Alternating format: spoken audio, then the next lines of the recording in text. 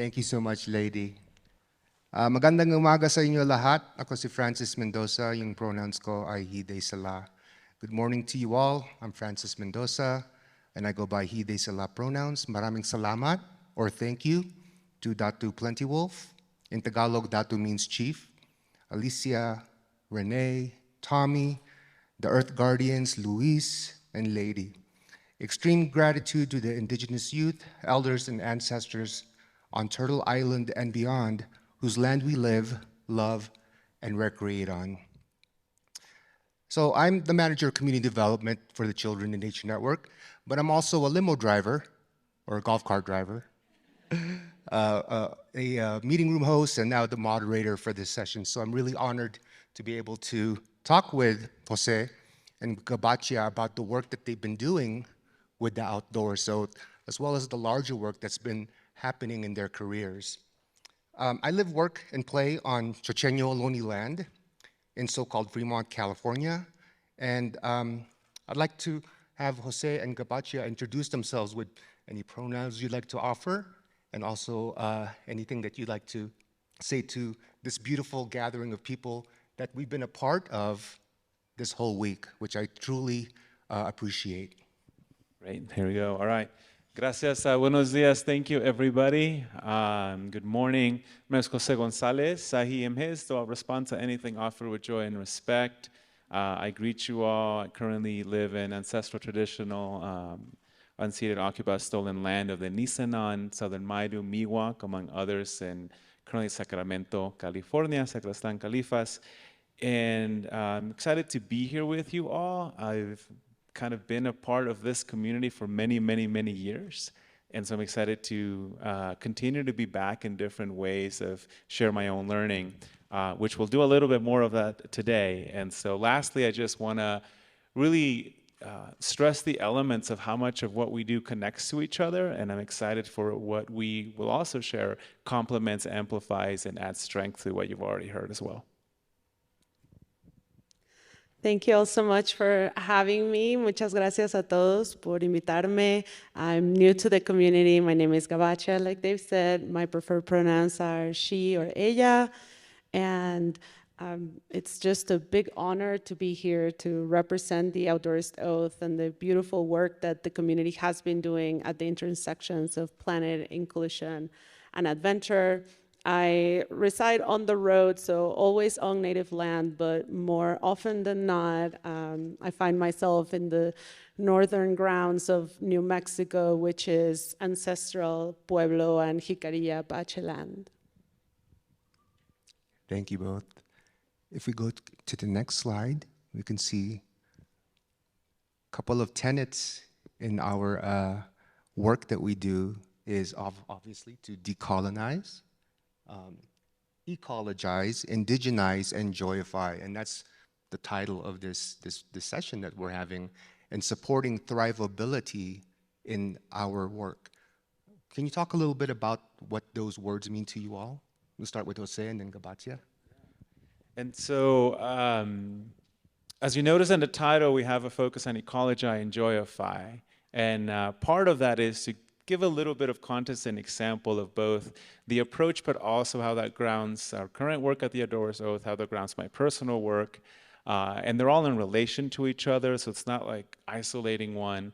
And so especially for today on ecologizing is really to continue to provide some models that weave into a lot of the work that we all do for how do we do that work, as Luis was mentioning. How do we reconnect and really reweave ourselves into the magic of nature, and as I share it, how do we do the work of healing severed connections? What does that mean in terms of what are we healing, what's severed, and so forth? And the joyify aspect is important to me. So you may have noticed that you see DEIJ, and yes, that's intentional in terms of expansive shifts from diversity, equity, inclusion, and justice into other frames of actions as well. So what does it mean to do this? And joyify is important. You've heard this in different ways, everything from laughter is medicine to our co-founder Teresa that says, and have fun, damn it. As reminders of how it's important, and not just kind of quote unquote for the fun of it, But there is an impact of doing this work with joy, given how oppressive so much of the work is that we're tackling. So we'll expand a bit more on that. And if I can add anything else, and this I feel like has been iterated in so many different ways throughout the conference, but on the Ecologize piece is looking to nature as an example. And I think it was actually Luis Camargo yesterday said, ask nature the difficult questions. And she has the answers because she has been solving herself for time beyond what we can comprehend. Absolutely. Thank you both. If we go to the next slide, oh, we're already here. I got to turn my neck around a little bit. And I think yeah, we can go ahead and, if you all can sit with this quote here for a bit. And Jose has an embodied exercise that we'd like for you to do. So if you read this, hopefully it shouldn't be surprising, because for some of you, you're like, yeah, I just said that, or I said something like that, or I'm tuning with something like that. This is my attempt to kind of do the Michael Pollan type of short sentence, eat food, not so much kind of stuff, with nature. So we'll keep coming back to this. So just know that in terms of what the invitation is to be with nature, as nature, that should sound very familiar. And then what does it mean to be in radical and revolutionary balance? But to start, have an invitation for you all, a little movement, embodied experience. And so I'll frame it out for you, and then you can decide how to engage. For this one, I'm going to have 3 quick invitations in which you'll be able to stand in the spot that you're in and just move in that space. If moving in that space doesn't work for you, you can move over to the stairs. I'm not asking you to jump around. I'm not asking you to run anywhere. You know your body best. It's more about listening to the invitation and move your body. See what comes up as you're visualizing what I'm asking, and move your body accordingly. Okay? So it'll be 3 quick invitations. There is no right or wrong answer, so to speak. It is what you are visualizing and then expressing through movement. You'll hear this little ping.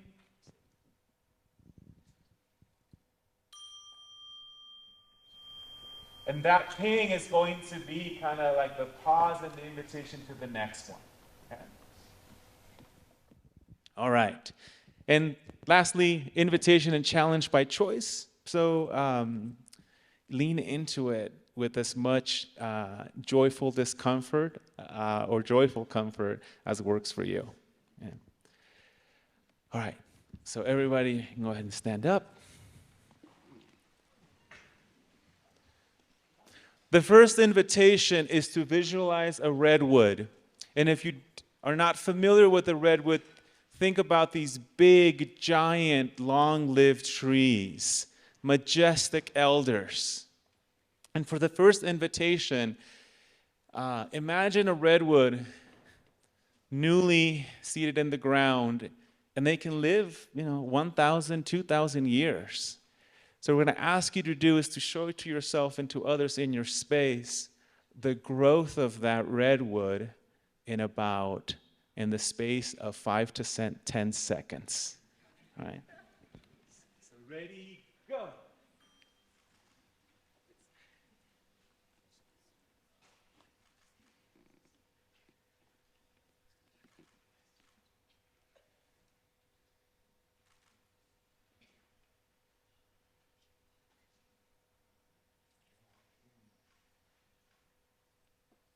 See the groves. Okay, now imagine an estuary. If you're not familiar with an estuary, it is that space where fresh water or river meets the ocean. And in that space of thrivability, that is an estuary. I think many of you may live near an estuary. You may be familiar with estuaries in different ways. But imagine that estuary, and then over the next 5 seconds, show it to yourselves and others being an estuary. Go.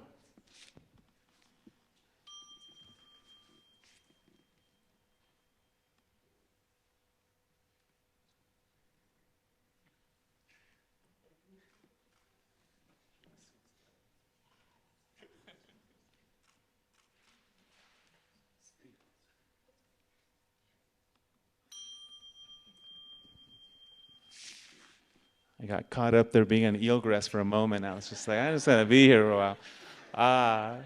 And our last invitation, if you're familiar with it, imagine a prescribed burn, a low intensity fire that is coming into a landscape, burning away that which is no longer healthy for that space. So for the next 5 to 10 seconds, show to yourselves and to others a prescribed burn in action.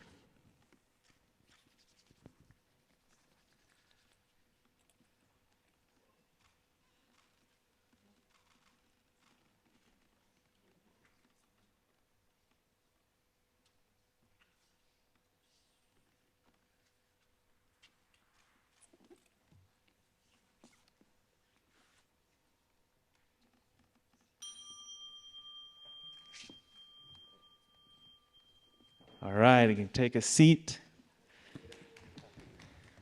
I want to thank you all for leaning into that. We're going to return to these movements in different ways, and they can be a really good start for us to kind of just see how it feels. What becomes familiar about it? What becomes very unfamiliar about it? What feels odd or weird, kind of like riding a bicycle for the first time, and like, how come everybody says it's so easy, but it's like really hard? As well as some of us may begin to look at that awareness of why something feels so normative compared to something else. Right? And why something that's so familiar as an estuary, and then you're thinking about, let me be an estuary, ooh, that's hard. Or maybe it's easy.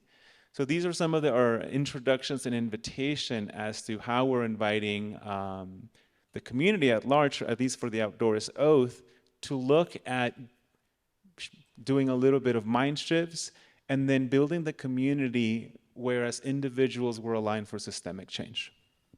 Awesome. Oh, my goodness. Thank you for that, Jose. Got my blood pumping, my lungs breathing. Everybody, thank you so much. When we talk about the words radical and revolutionary, why is it so important to focus on our communities, especially communities that are beloved, that have been in the margins? And also, what is radical to you? We had folks from Earth Guardians, Emmy, answered the question as being a child again and playing. That's radical. So for you all, what is radical and revolutionary? And we can start with Gabaccia. What do I say? Thank you for that question.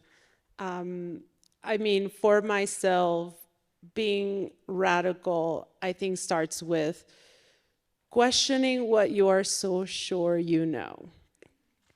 Because we all grow up in these systems that invite us to believe the world is a certain way because it has to be. But once you start questioning that, you realize that that's not the truth. And there's unlearning that comes with that. So for me, being radical is being open to unlearning and also being open to not just imagining what different world is possible, but be active participant by any means necessary to get us there. Yeah, and I'll add as we use our ecologizing frame, because Gabaccia said unlearning, and that when we invite people, we said there might be some learning and there can be a lot of unlearning. So that's a little shift. And when we said radical and revolutionary, you imagine the root of the word radical is root. Or even if you think of that little seed and that first little root is called like the radical. And what it takes to like take that step, take that action. And so for me, it's not about being radical like from the outside, disruptive in. As like you're being so radical as if like, what are you doing? Why are you like messing things up? And rather saying, well, how are we rooted and grounded in the work right here? It's actually at the core of what we do. And that disruption in the soil is actually in relationship, right? And so those are the ways that I'm saying, how can we be radical in this work? And then revolutionary, again, as Luisa hinted, is looking at revolutionary as revolución, which is cycles. So how are we complicit in regenerative cycles? How am I being revolutionary by being part of regenerative cycles as opposed to messing those up? Because that's actually when we get into our environmental messes, like climate change messing up the carbon cycle as one of many, many cycles that we can connect and disconnect from. Jose, you're speaking my language. Biologist at heart, ecologist. And I'm now going to speak what you both have said in a couple of quotes. Gabaccia, you first. You've said, having the resources to disconnect and go searching for your own peace is really a luxury in our world. I just want to say that just because they don't exist, it doesn't mean that the opportunities cannot be created. I'm grateful to be a part of an organization like Nuestra Tierra that is not only invested in the people that we serve, but also the people that we are. So we had the benefit of their executive director, Angel Peña, being a part of the outdoor equity panel that we had yesterday, and just wanted to see what your thoughts are on ensuring that we have not only the drive and the motivation, but also the funds available in the states that they're having these funds available to, and maybe not available, but at least started and then eventually be funded.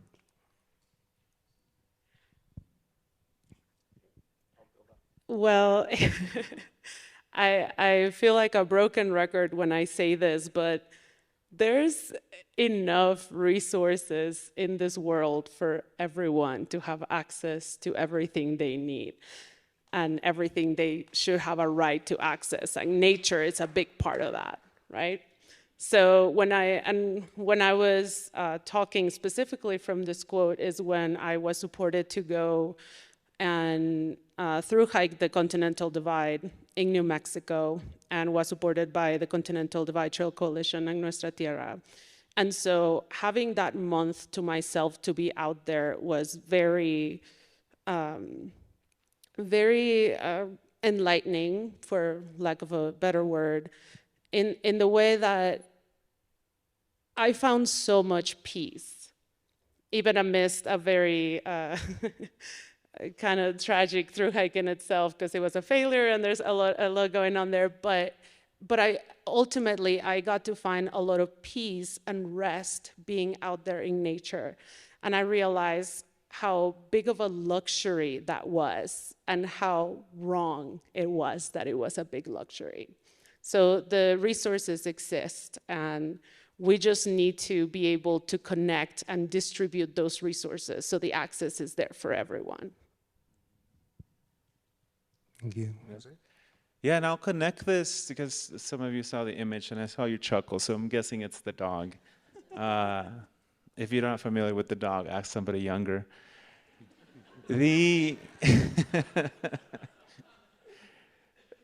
So we mentioned this because you see resources, it's kind of like up there, resource flows. In the Outdoorist Oath, we really invite people to say, how can you as an individual be aligned for systemic change? Because we can find ourselves as an individual, be like, the problem's too big. Like what I'm hearing that we need to do sounds huge.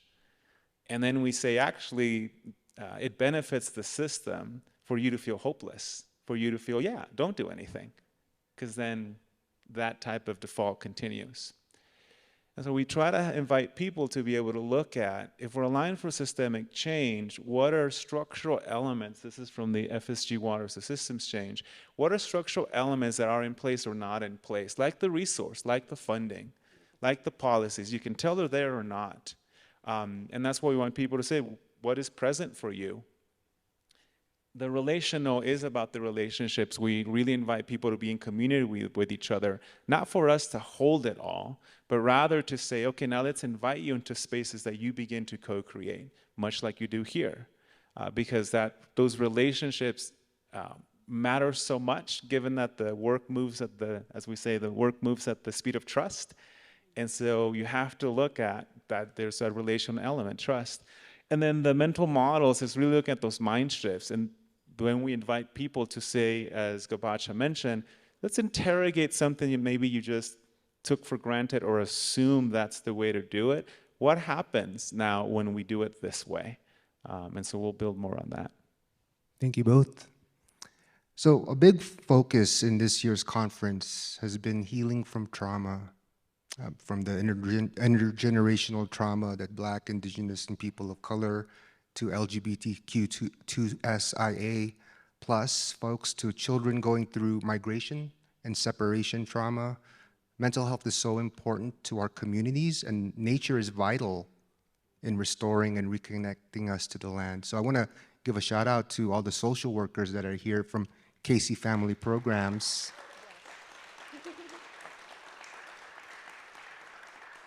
Recognizing the need for nature to envelop us, to love us, for us to reconnect to the land, especially the youth, the foster care, formerly foster care youth and families that need it the most. So I just want to ask you all your experience. I know that you've been an educator, administrator, Jose, and where does that show up in terms of not only the youth that need it, but also the caregivers that also need it as well? I'll do this and link to the slides and turn it over to Gabaccia. So this slide is up here. This is Charles Thomas, Executive Director of Outward Bound Adventures, not Outward Bound, different. And it's kind of this spell user adaptability curve. And part of why it's a strong visual is because he often kind of says, you know, a lot of us that do this access work, connection to nature, to the outdoors, we can get really excited when we do work with intentional users, someone that already kind of is a little bought in. We go hiking and they like it, great. But then we have to ask ourselves, how do we devote the time, the energy, the resources, all of the hard work when we have intentional non-users where they say, I'm good, not for me. And if we only take that to mean, oh, I guess they're just not interested, and just leave it at that, and don't really do the relational work or kind of like get in there, maybe understand why they may say that, that's not just a personal preference. To me, that is where that deep, radical kind of root work matters, because we're touching on that. There may be generational trauma as to why it's easier to say, I don't need to go into the woods with you. And that's not just a lack of interest. You're like, there's reasons. I have stories from grandparents. I have experiences, personal experiences. I can look at the history, like you name it. The way that you are asking me to go into the space is not good, man. And I don't know if you're willing to hold the space with me to share this. And one starting point for me was working with migrant youth, migrant students, and working with parents that they would ask, like, you know, necesito papeles for this? Do I need papers for this thing? And it hurt, because that's like my community. And I know that's just one example of how many of our communities hold some of this pain. And yet then for me, it's an invitation to interrogate what we do and use and say, and then pay a little bit of attention to see kind of what we're inviting people into. So the next two quick slides, there you go, Lori. So here's this one, 2017 Nature of American Studies. Maybe some of you have seen this, where they ask the question, hey, you interested in hiking? What's your interest in these things? Are you interested in hiking? And their takeaway from that question here is, oh, interest is lowest among Black adults, 19%. Look how low it is. And it can be too easy to be like, see, it fits a narrative for me. But next slide, but if you flip it and say, well, what about your interest in walking outdoors? All of a sudden, they all shoot up. So what's the difference between hiking and walking outdoors? Right? When you're asking your body to do the same, but you may not be asking culturally, you're inviting into the same thing. So that's how I started with me when I work with different families, with kids, to really start seeing, okay, what may be some unlearning I need to do, some relearning, some co-learning that would get me into a space to understand beyond just what might be an individual preference and really not let the structural or systemic elements off the hook. Yes, thank you so much for that context, Jose. I think to kind of tie it in with kind of more of, because I see trauma as different things for the purposes of this question, right? So there's outdoor-related trauma that can be historic, and there's also other trauma. And for either or, nature has proven time and again that she's medicine. And I'm not just saying this, and I've heard this repeated from day one with Alicia and Renee. You know, our first medicine is air, our second medicine is water. Nature is our medicine, and we have poisoned our medicine, right, to begin with. So our medicine has been traumatized in herself, right? And us as humans, as active part of nature, we have this big responsibility to heal. But I continue to learn from my indigenous relatives and elders. Nature is her own medicine, she'll heal. We're part of nature, so we have to be active participant in that healing.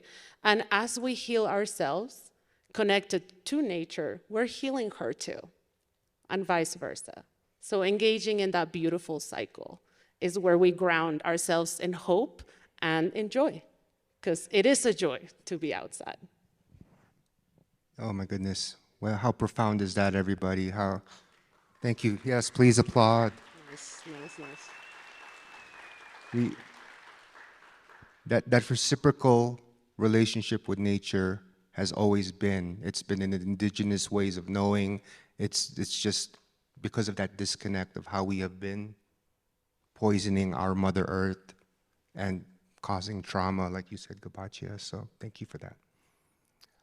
I'd like to ask a question with here we go. You can see the slide, just take it in a bit. And Kimberly Crenshaw, Professor Kimberly Crenshaw coined the term intersectional, and intersectional points to the intersections of different identities, whether they be gender, race, ethnicity, abilities.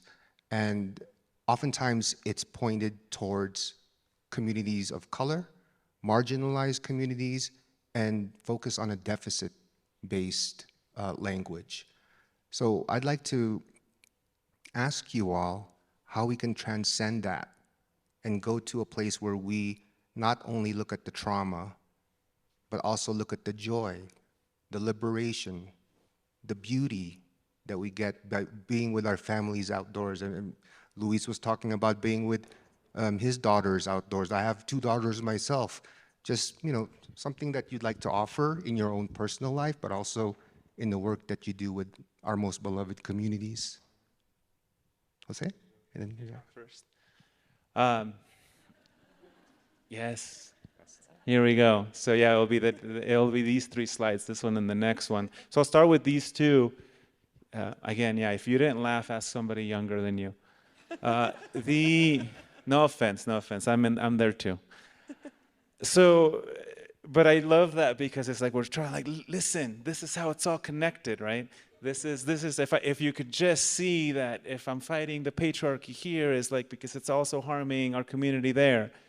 So this is off of the work of Dr. Rupam Mara, who's a physician in San Francisco Bay Area. She shared this at 2018 Pioneers, I believe, because she was kind of looking at that to say, well, as a doctor, I can treat physical trauma. Let's say you have a wound, but how do I treat like historical or generational trauma that can still show up with the physical impact? And she kind of mapped this out for herself as kind of saying, here's colonization as kind of the driver for all of this, what I look at it as a system of harms. And then writer Michelle Holliday was like, well, what's the logic of colonization that even drives that? And hence the mechanistic reductionist worldview. Like what gives me the justification and reasoning to treat nature, to treat ourselves, to treat one another, to treat human and non-human kin in these ways that are very harmful, right? That seem like, why would you poison your medicine? Where does that reasoning come from? And so that's kind of what I see this as what we're fighting against, and it can just get heavy. And for some of us, we're like, I gotta check out. There's a lot of work that we do as to like, how do you move and heal as you're facing all of this? And so just as much what we're fighting against is, next slide, is kind of what we're fighting for. Where does that liberation, that joy, all the good stuff, guess what? It comes from what you do. It comes from what we do. Because when we flip that from a reductive mechanistic logic to a life-honoring logic, we get a lot of the words that you're all doing, right? Again, we and Luis did not coordinate with our respective presentation and speeches, but you see kind of what the questions he was asking and kind of what he's doing and fighting for, same as all of you. And so for me then, I look at this as reminders, right? So it's still me up there, but now I'm like, but look how this all connected in a good way. It's all mycelial leadership, like if you could all understand. So all of these different things as an invitation to be joyful, to be lean into that hope. You know, as Rich talks about nature-rich cities, I'm like, it's doable, and it comes with looking at what we're interrogating and what we're continuing to lean into. Oh, I just see Jose with his memes. If you haven't seen his latest meme, it's Happy Almost Friday, y'all. And we don't say almost as in A-L-M-O-S-T. It is. Yeah. That's O-L-M-O-S, as in Edward James Olmos.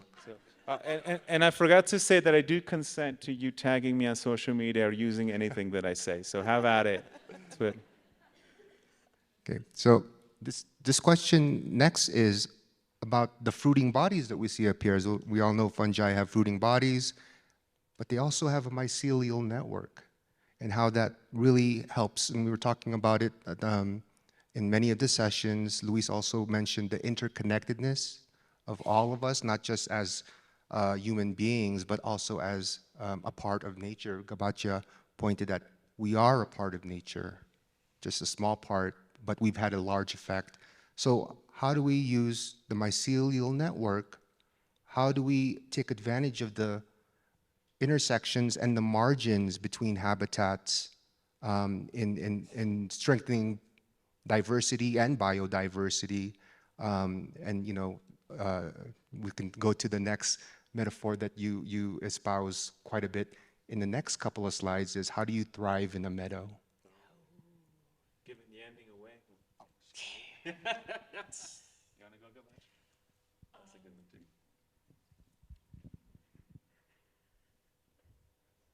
too. Oof, yeah, mycelial. It's been, for me, just that model, and I really thank Jose for providing a very approachable framework to just reimagine how we can work and collaborate. I think, you know, a couple slides ago, we saw the reductionist worldview of, you know, top down, and there has to be a hierarchy. And what mycelia teaches us is that actually we can all take equal parts in creating this ecosystems, because that's really what they support, the creation of ecosystems and the thrivability of ecosystems. So what does it mean to start taking away for ourselves? And again, it starts from the inside. We've heard this before, and that's what this conference is about. It starts with the inside, like within yourself. What are those traits that you think are better than others that you have? And how about thinking of you as an ecosystem of traits that all together create the wholeness and the fabulousness of yourself? Without giving something more value than something else. And I think of this also in terms of achievements, right? People, recently I was with Michelle and Kenya from Outdoor Journal Tour, and they said, they invited us to visualize our achievements flowing through a waterfall. And I immediately went to achievements that my parents would be proud of. And then I realized that those are very different from the ones that I am proud of. And it's not just career, right? Or stability or degrees in academia. It's really those moments where you felt yourself growing. And so even just shifting that mindset from your own personal perspective of what is valuable that you have done with your life or brought to this world, I think that's a powerful thing to start. And then take that into the work that you do, the places where you lead, the places where you collaborate. And I'll just add that in relation to the slide as an example of that. And if you're noticing kind of reductive mechanistic, we'll touch on that because sometimes it's so present. And the idea is like, oh no, I'm like, this is bad, I'm doing this.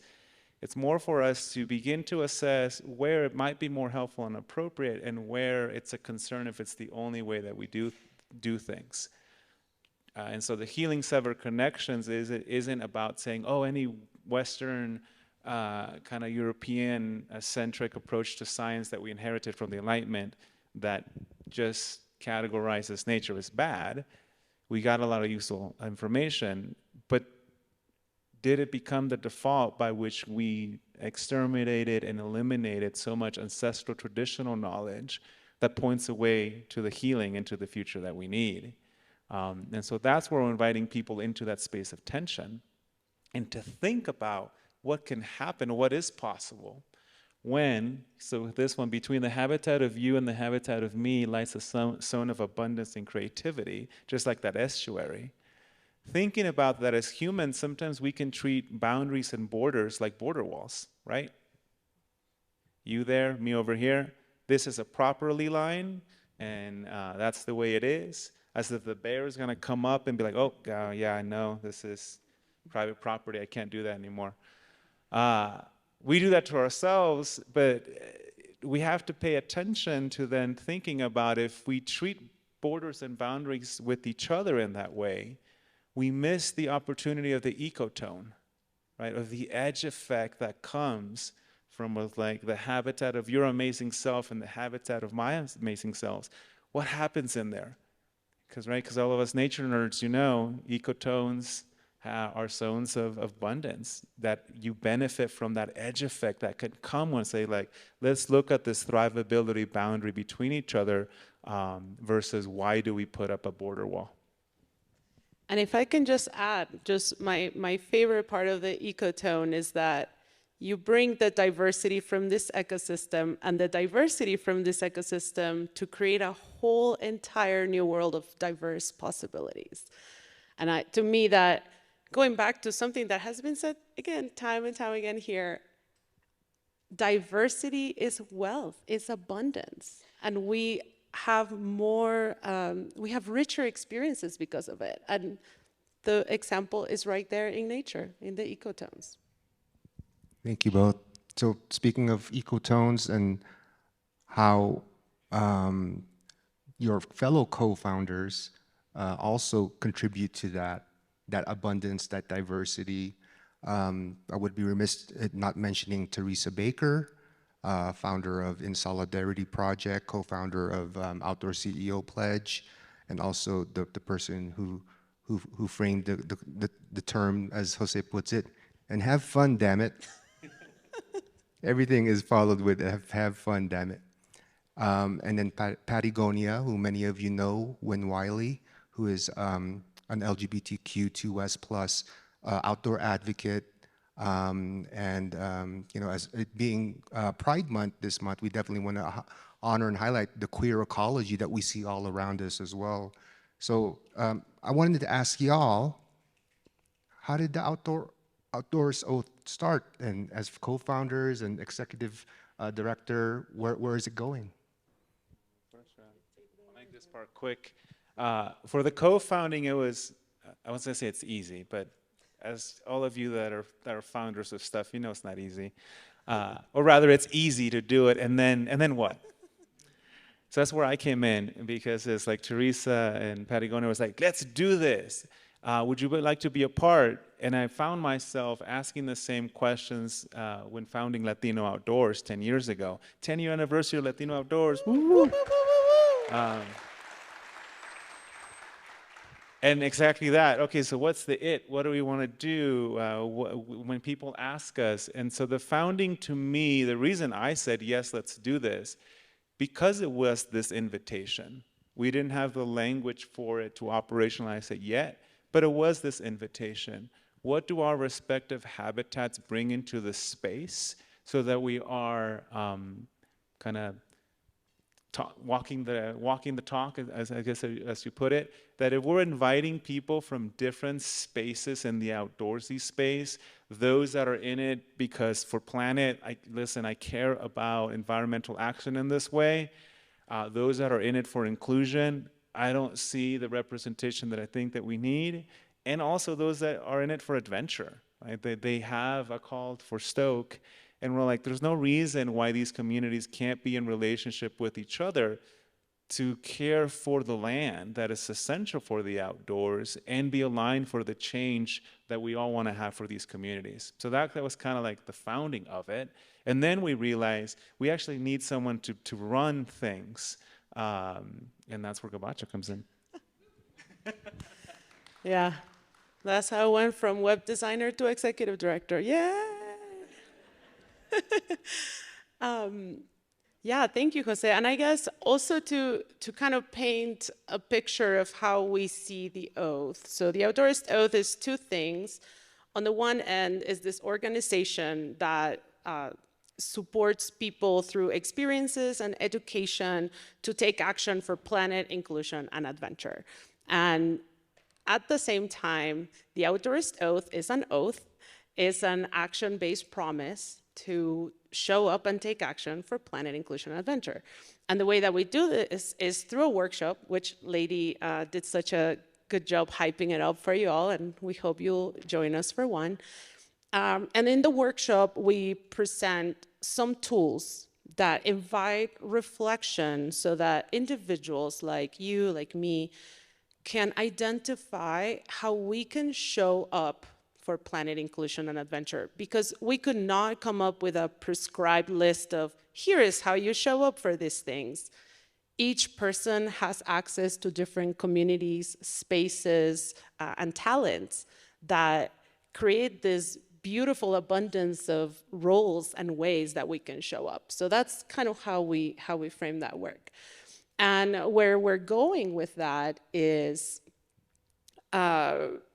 we're going to continue to share that model, that educational model with folks. And we also want to start growing kind of our facilitators base, because we realize when we are the only ones facilitating the Outdoorist Oath, then we're going to be limited to who we are reaching, back to the other bell graph of we actually want to get to the places where we don't have access, but maybe you have access, right? So we definitely want to grow in that direction, as well as providing more of what we call stretch sessions, which maybe Jose can take a minute to preface how we are framing our continuous education for allyship. And I'll connect it to the slide as well. So our stretch session is that invitation. Imagine when you do physical exercise. Maybe some of you jog, maybe some of you yoga, some of you lift weights. Some of you run marathons. I don't know. We can all do different things. That is putting our bodies in a physical state of discomfort. But you probably don't get up and say, great, time to go and put my body in a physical state of discomfort. Right? It's like, I'm going to go get my nature on. I'm going to go do my gym routine, whatever it might be. And yet it is putting your body in a physical state of discomfort, but it's aligned for growth. You have a plan. It doesn't mean that if I've never lifted weights and I hear, oh, well, to build strength, go lift weights, I go and lift the heaviest thing in the gym because that's how I hurt myself and others. If I've never really jogged or run and I sign up for a marathon and just show up the day of, that's how I hurt myself and others, right? So that's what we're saying for the stretch session is we want to invite you into our Outdoorist Oath workshop space. And there's so much in there that we can now go back and spend time in some of these areas a little deeper and just like an exercise, stretch a little bit. stretch so that you're able to expand your ability and capabilities to do like the next exercise, or at least to not hurt yourself as you're doing some of these exercises. So sometimes people say, stretch test, is that like yoga? And it's like, not physical yoga, but it is yoga for your heart and for your mind. So, you can do a, systemic change sun salutation. As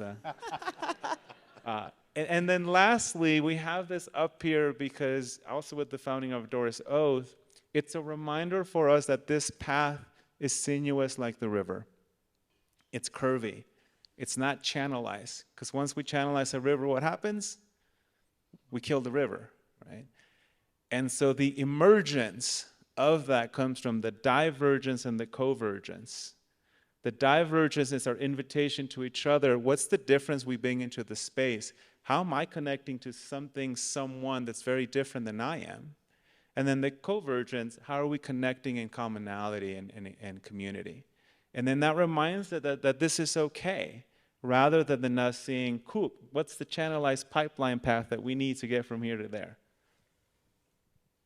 Yeah, if y'all from LA with the LA River, you know how that has been a place that needs good medicine, and people are still using it, making sure that they're fishing.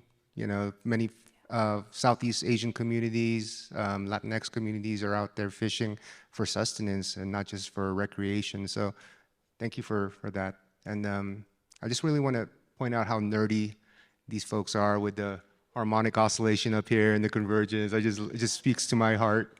And I'm sure to many of you scientists as well.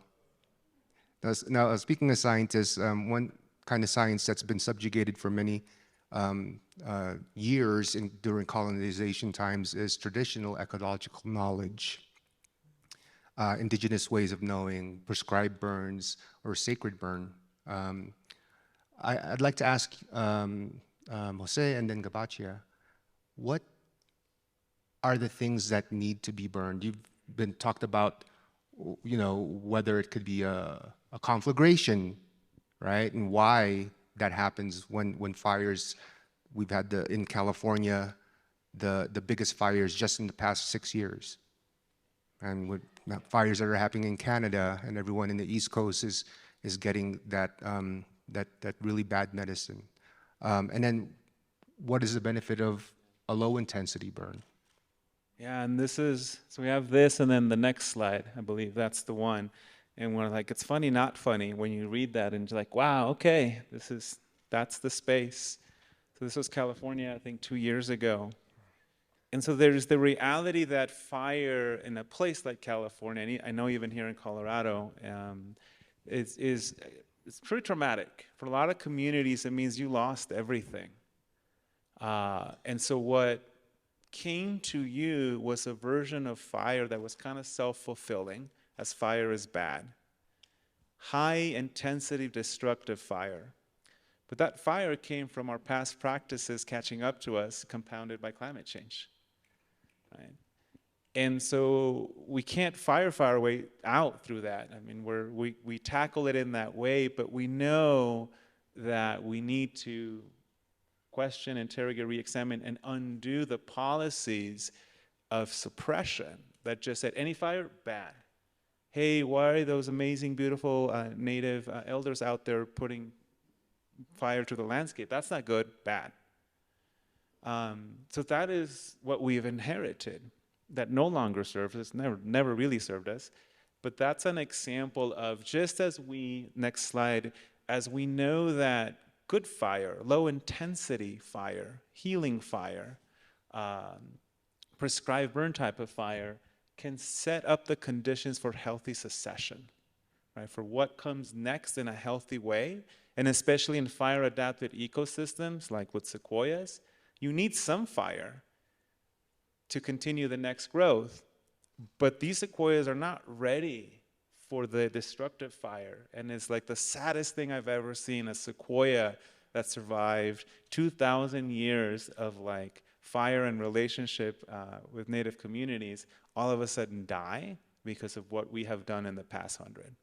Right? So like to me, I say that if we're looking at what we're relearning from the landscape, then how does that apply for our social, cultural, social, emotional spaces? What prescribed burn do I need in my relational space with others, with myself?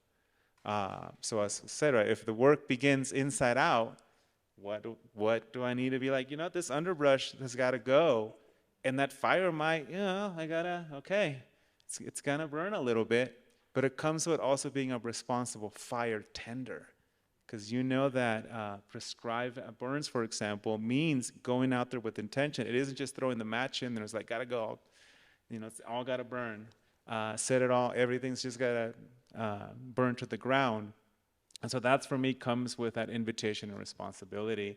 And it looks like everything from my cultural stuff, like, hey, for example, what toxic masculinity in the form of machismo do I need to like burn away, right? It can come into relational things with funders and be like, hey, you all, like, what kind of control-oriented mechanisms are in place that maybe we could burn away and reorient it to trust-based, as examples for that. In our relationships with each other, Gabaccia comes up to me, he's like, I gotta tell you something. And I was like, okay, this might be a prescribed burn thing, let's do it together, versus being like, uh-oh, I think I'm gonna get in trouble, run away, right? Let's not talk about conflict or tension that's gonna serve us. Not that she does, but I'm just, you know.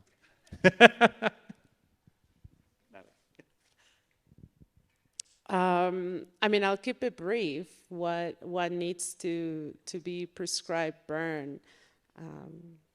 Everything.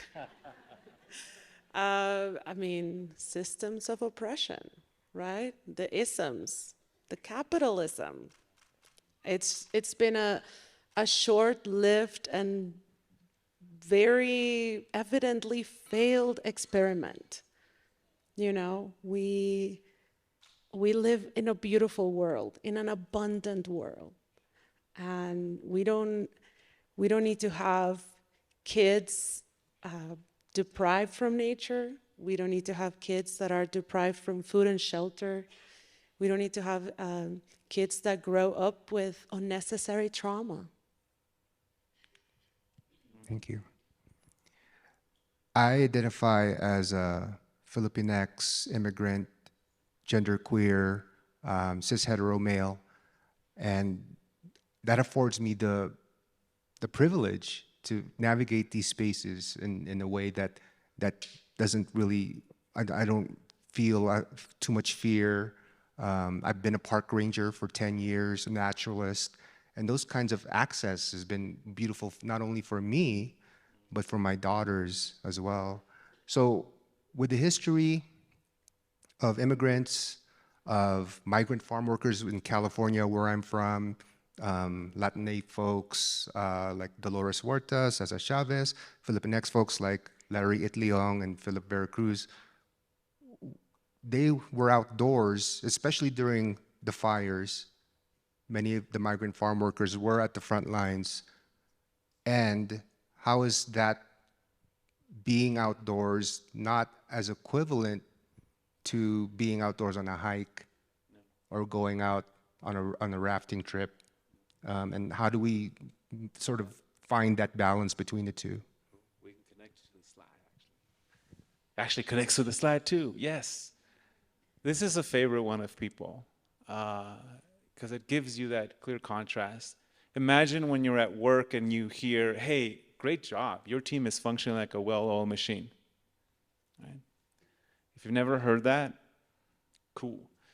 But if you have heard it, you likely took it in as like, it's a compliment. Right? Good job. Keep it up. You're being efficient. Keep going. So there's that reductive mechanistic language. And I'm not saying, again, machines are terrible or bad. How did I get here? In a car, in a plane. What do I have in my pocket? A phone. It's about then thinking, if I went back to you and said, hey, your team is functioning like a well-nurtured meadow or like a thriving meadow. And if you think that's weird, then again, why? Right? Because would you go to a meadow and goes like, Meadow, you got to meadow better. Like, you are not meadowing how I really expect you to. That's what I mean, that it's ironic. When we all do nature-based work, you go out there and you really get what nature is doing. And then what happens when we go to our social spaces, and why are we doing things differently? And so then that's the invitation to say, so if we're meadowing, what does that mean in terms of relationship, leadership, our outputs, productivity, and so forth? Could there be times that you need to function like a well machine? Likely, like an emergency room. You need to be quick and act. But you also know, especially all the health foundations here, you also know that you can't approach wellness only like an emergency room, right? You lose so much. So what are all the other spaces? So I say this because so much of the outdoors can be grounded in this for like a farm worker community. For them, the outdoors is I need you to be out there like a cog in the machine. I need you to produce in these ways. This number of fruit by this number of hours and so forth. So what they get in the outdoors is outdoor labor.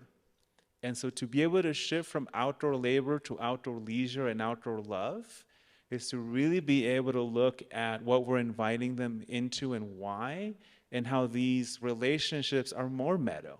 They're a little bit more nurturing. They give you things that you aren't getting purely from that. I'll just share a story because that's exactly where my mind went, right? Outdoor as labor, specifically forced labor. And I'll say that because I had the privilege of doing Conservation Corps on my 30th year on this earth, which is unlikely because most people do that when they're like 19. And I had an amazing time. And if building trails would pay my bills, I would do that. I would really, really do that. But it doesn't, right? And I'm actually still paying for having gone to Conservation Corps. Yeah, exactly. And so I just wanted to offer that labor outdoors can be so joyous, and it can be so rewarding and fulfilling. And the issue that we have right now is that most people that are working outdoors is a forced labor from a systemic place, right? We have to pay the bills, and this is the only work that's quote unquote unskilled that I can apply for. And then the nature of the work is exploitative, right? And it's not even secured. So we've seen that with the floods, right, in California, farmers out of work. But on the flip side, if we were in balance, cooperating to grow our food, to build our trails, we could have a great time. It's beautiful being outdoors. It's lovely. I mean, we had our second affinity space ever. Oh, this is the one. See, I timed that just right with homie over here with the beautiful hair. Oh gosh, I wish.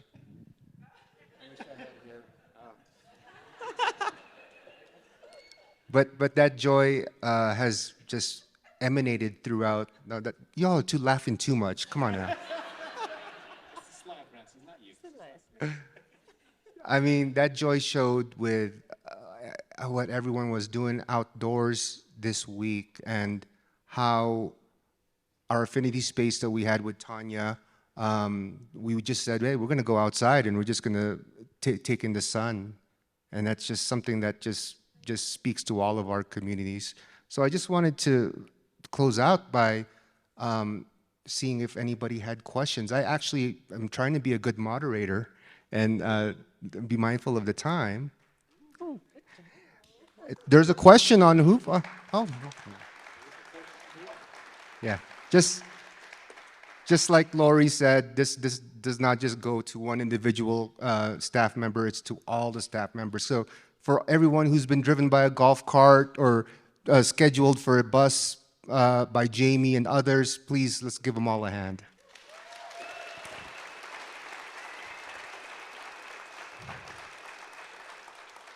So the question from Huva is, it's going to be an easy one, okay? What is a good place to start with limited budget, time, and energy? That is a great question. Two quick parts. One is, how do we flip that script? Because it's very real. Operating from scarcity is very real. And the flip to abundance is not always as easy. But if you can flip that, so I'm a proponent of network leadership principles, which if you're not familiar with, then you haven't been listening to me for the past 10 years. But I joke because that is embedded when it's the Children in Nature network. Right? It isn't the Children in Nature organization that does everything. It is being able to say network leadership principles, look them up if you're unfamiliar. They're about being able to flip the script so that you can operate in abundance with others who are under-resourced. How do you support mission over organization, trust over control, humility over brand, and build constellations, not stars, and have that as a practice. And then the second one is, lean into what we're saying with a little bit of joy and fun, which pause and say, like, hey, what can I flip here? It might start with me. How much money do I need for me to pause and say, are we meadowing today? Like, can we just take some time and see what that looks like? And I have people in organizations that now come up to me and say, the other time we did it, we just stopped and say, like, I think we need to meadow this. And the project still got done, but it provided enough of a flip that it allowed them to not grind themselves into exhaustion.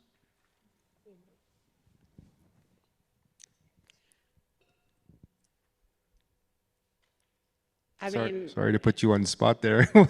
No, that was just such a great answer. But if anything I can add is the aspect of the network. Like, you have, and I think this came up too earlier in the conference, you have something I need and I have something you need.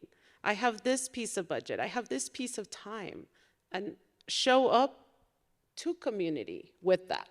Because you alone with that, with number one, scarcity mindset, and again, you are limited in your resources, in your time, in your energy, and that's very valid. But once you tap into community, and that's also what the Oath is about. So, hey, come to an Oath workshop, let's talk. But once you tap into community, those little bits of energy and those little pieces of budget come together and can actually create something big and create change. Thank you both. The Mycelial Network that we talked about, the thriving in a meadow, and prescribing burns wherever it's needed. I think we can all bring that home with us. Yeah. So I'll say this, go forth, create beautiful mushrooms of collaboration, and may you meadow well with each other. Yeah. Close. And scene. And scene.